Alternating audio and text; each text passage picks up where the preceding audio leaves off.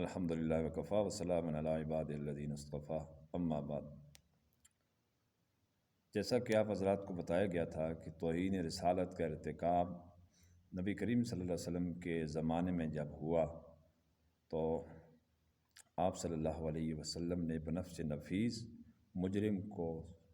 سزائے موت کا حکم صادر فرمایا، مجرم کے لیے سزائے موت کا حکم صادر فرمایا۔ اب یہ عرض کرنا تھا کہ نبی کریم صلی اللہ علیہ وسلم کے پردہ فرما جانے کے بعد توہین رسالت کا ارتکاب کرنے والے مسیلمہ کذاب ملعون، اس نے جب نبوت کا دعویٰ کیا اور اپنا دجالی قسم کا جال پھینکا جس کی زد میں بہت سارے لوگ گمراہ ہوئے، مرتد ہوئے، اسی طرح اس کی زد میں، اسی فتنے کی زد میں بہت ساری عورتیں بھی آئیں،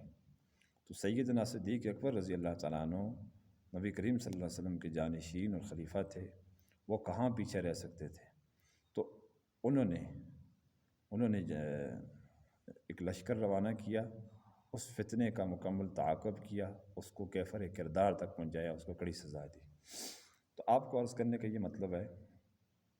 کہ نبی کریم صلی اللہ علیہ وسلم کے فعل سے بھی توہین رسالت کا ارتکاب جو ہے وہ انتہائی گھناؤنا جرم ہے، جس کی سزا آپ صلی اللہ علیہ وسلم نے خود دلائی، خانہ کعبہ کے اندر دلائی، اور ان کے بعد نبی کریم صلی اللہ علیہ وسلم کے جانشین سیدنا ابو بکر صدیق رضی اللہ تعالیٰ عنہ نے بھی اسی عمل کو دہرایا اور گستاخوں کو، ملعونوں کو واصل جہنم کیا۔ اب آپ کو عرض کرنے کا یہ مطلب ہے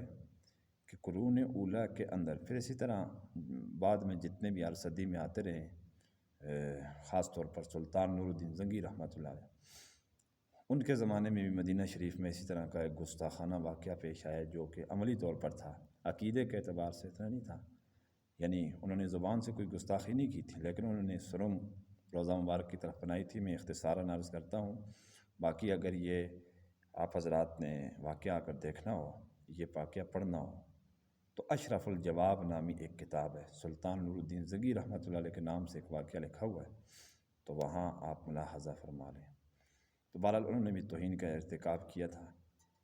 کہ نبی کریم صلی اللہ علیہ وسلم کے جسد مبارک کو نکالنے کی کوشش کی گئی تھی، تو سلطان نور الدین زنگی رحمۃ اللہ علیہ ترکی کے بادشاہ تھے، وہاں سے چل کر وہاں پہنچے مدینہ شریف میں، 3 دن تک سخت پریشان بھی رہے اور آخر کار اس فتنے کا تعاقب کیا اور کیفر کردار تک پہنچایا۔ اسی طرح جتنے بھی سلاطین اسلامیہ آتے رہے ہیں تو ان کے جن کے زمانے میں بھی توہین رسالت کا ارتکاب ہوا ہے تو مجرمین کو انہوں نے کیفر کردار تک پہنچا کر سزائے موت دلائی ہے، سزائے موت دی ہے خود سے۔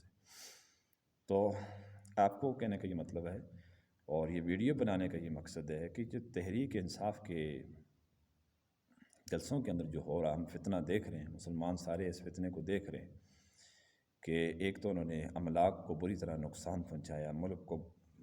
تہس نہس کیا، ڈسٹرب کیا، اور اس کے اوپر سے مزید جرم یہ ہے کہ ان کے جلسوں کے اندر توہین رسالت کا ارتکاب کیا جا رہا ہے۔ الامان والحفیظ سیاسی جلسے تو پہلے بھی ہوتے رہے، تو میری گزارش ہے کہ اس فتنے کا حصہ بھی نہ بنیے اور اپنی آنے والی نسلوں کا اور موجودہ مسلمانوں کا یہ سوچ لیں آپ کہ ان کے ذہنوں کے اندر سے رسالت مآب صلی اللہ علیہ وسلم کی جو عظمت ہے، ادب و احترام ہے، ایک وقار ہے، ایک مقام ہے، وہ یہ ظالم لوگ تحریک انصاف والے کس طرح اس کو مسلمانوں کے دلوں سے نکال رہے ہیں اور مسلمانوں کے ذہنوں سے اس کی اہمیت کو ختم کر رہے ہیں۔ یہ کس قدر بڑا دجالی فتنہ ہے اور کس طرح کا جال انہوں نے پھینکنے کی کوشش کی ہے اور مسلمانوں کو ویسے بھی بے حیا اور بدتمیز بنا دیا، ان کو بد زبان بنا دیا، جس بندے کو بھی سنتے ہیں وہ گالیاں بک رہا ہوتا ہے۔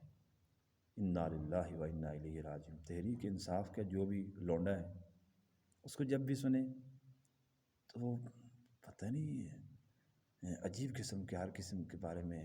بکواسات بک رہے ہوتے ہیں۔ کارکن تو پہلے بھی تھے، سیاسی جلسے تو پہلے بھی ہوتے تھے، یہ بدتمیزیاں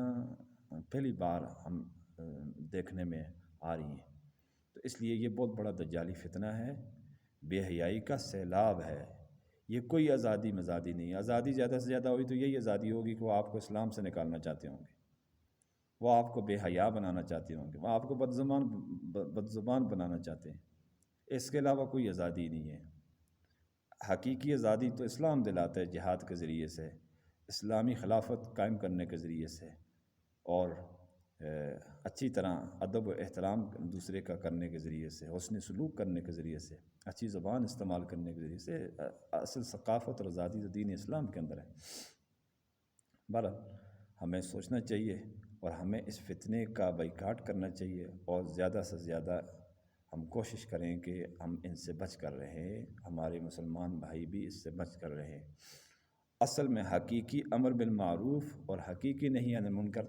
کا وقت تو ابھی آئے کہ لوگوں کو منع کیا جائے۔ لوگ گمراہ ہو رہے ہیں اس تحریک انصاف کے اندر شامل ہو کر، اپنا ایمان داؤ پہ لگا رہے ہیں۔ خاص طور پر وہ وقت جب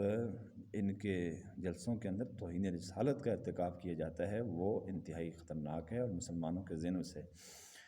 رسالت آپ صلی اللہ علیہ وسلم کی نبوت اور آپ صلی اللہ علیہ وسلم کے مقام و مرتبہ، آپ صلی اللہ علیہ وسلم کی عظمت، فضیلت، سیرت کو جو مٹایا جا رہا ہے، اس کی اہمیت کو ختم کیا جا رہا ہے۔ اللہ تبارک و تعالیٰ اس فتنے کے شر سے، اس دجالی فتنے کے شر سے